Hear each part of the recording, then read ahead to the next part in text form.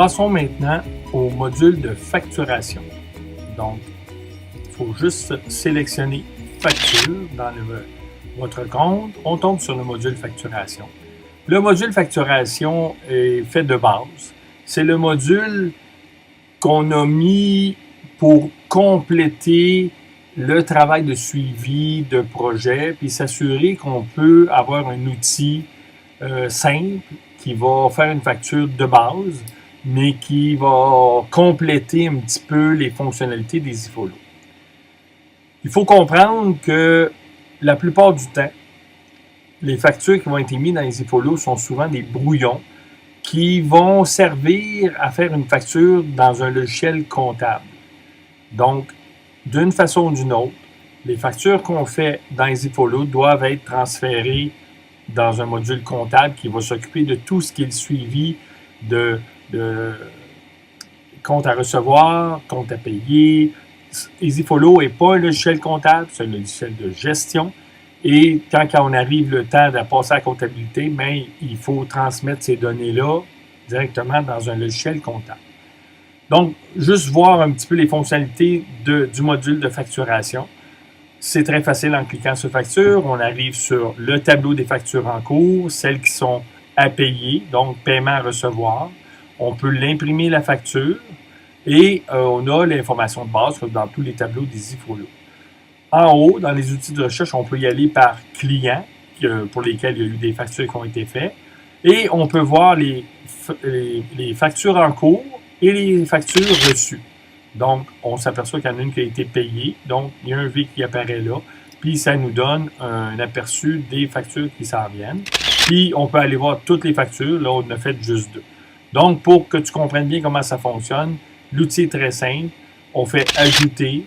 On a à choisir pour quel projet on veut faire une facture. Donc, A1251. Ça nous marque la date du jour qui peut être changée. Les coordonnées de qui on facture. Qu'est-ce qu'on facture? Donc, on marque qu'est-ce qu'on veut facturer, à quel tarif. Et en cliquant OK, enregistrer, on a une nouvelle facture qui vient de s'installer pour le numéro de dossier 2013. C'est la facture numéro 1. On voit ici la facture, on peut aller rejouer dedans, la changer. Et si on veut l'imprimer pour l'envoyer au client, on clique sur l'imprimante. On a un genre de template de facturation qui peut être imprimé, dans laquelle le logo s'installe, le nom du client avec son adresse, le numéro de facture, pour quel projet, la date de la facturation, à qui on facture, donc toute l'adresse complète de ce client-là, la description de l'item, le prix avec les taxes, et on a marqué payable sur réception. Donc, ça émet une facture de base qui va peut-être, si c'est très utilisé, être améliorée avec des templates, des choix. Mais pour le moment, c'est un peu la base qu'on offre, nous, comme tel. Donc, c'est le module de facturation. Puis, on peut avoir un suivi de toutes les factures à recevoir. On est capable de savoir le total en montant qu'on reçoit sans taxe, qu'on attend, donc des factures qui arrivent. Quand on reçoit le paiement, on clique sur le dollar.